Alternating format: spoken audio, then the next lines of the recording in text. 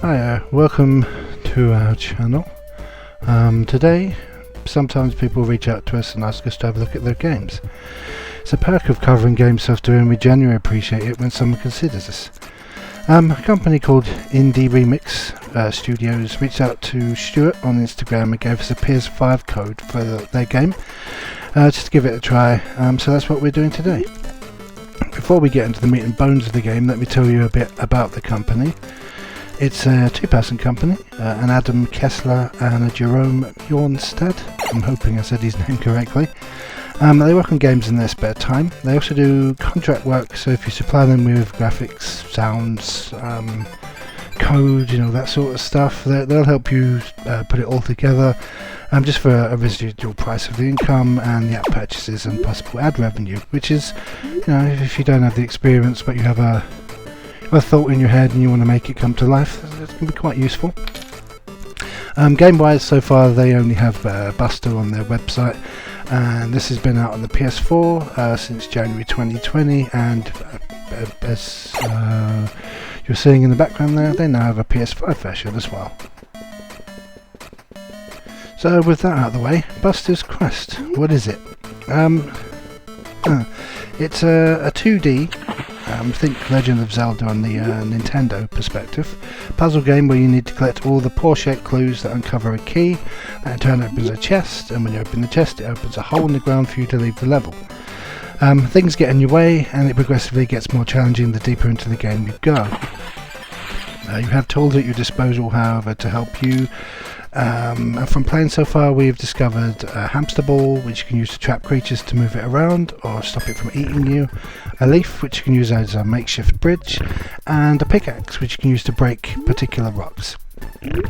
Enemy wise, so far I've seen lizards that sit static and get in the way, boars that run around and trap you in corners if you're not careful, foxes that chase you, and if they touch you, you die, and an armadillo that for some reason falls asleep when you get near it.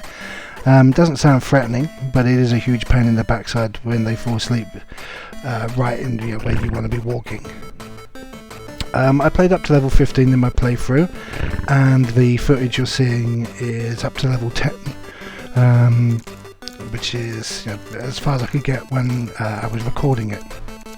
My first impressions were, very first impressions were not favourable, if I'm being entirely honest. It didn't look very good, and the controls can be a bit flaky at times. The character is moving on a grid, but you can move that sprite off of the grid briefly, which causes it to sort of go whoop and jump to the next one really quickly. It's not just you that does it, enemies can do it too, which can be very problematic with the boars and the foxes, who will suddenly just go wait, make like a massively unfair tracking move and just get you. That can be really frustrating. Other things that I didn't like was you weren't able to skip the dialogue. That's quite annoying, especially at the very beginning. And there's also a little bug there as well, where if you try to skip the text, you can still use items whilst there's a text box coming up, so you can accidentally throw your hamster ball or use the leaf whilst it's telling you what it's for, and then you have to restart the level, and then the dialogue restarts as well. So it would have been good to have had the skip button, but I mean, it's a very, very small issue. It's not something it's not a game breaker. What is a bit weird though is you can use the analog sticks to move your character. You cannot use the analog sticks to move your character, but you do use them in the menus. And then soon as you get into the game, you're then using the directional buttons instead. I'm not too sure why it was programmed that way. It's something that could easily be patched out as well. So again, it's not game breaking, but it's not very user friendly. Difficulty level is pretty good. It very slowly builds up, and that was actually one of the things that I enjoyed, was that the game very slowly eased you in, and then by level 15 there's proper brain teasers going on, and you have all the things at your disposal to try and work out how to do each level. As I say, it starts very mundane and then it ramps really quickly, and it actually becomes quite a fun little game. It looks very rudimentary.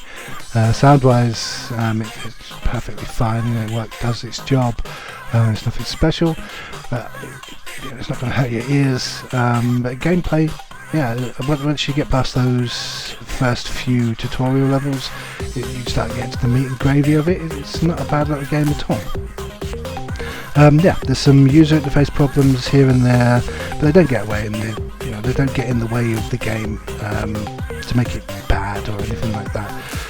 So the only big problem is the full price. The game is way too expensive, but if it goes on a sale and it's up for like £2 or £3, it's definitely worth a punt, and it's good for trophy hunters as well, if they can persevere and get through all the levels. So yeah, that is Buster, the hamster game, Buster's Quest, should I say. Thank you to Adam and Jerome for giving us a copy of the game. I will continue to play it. May even do it on stream at some point, just to sort of show people that we can play games. We do kind of know what we're doing. And maybe get to level 16. You never know. Thank you for watching. And you all take care, and we shall speak to you soon. Bye bye.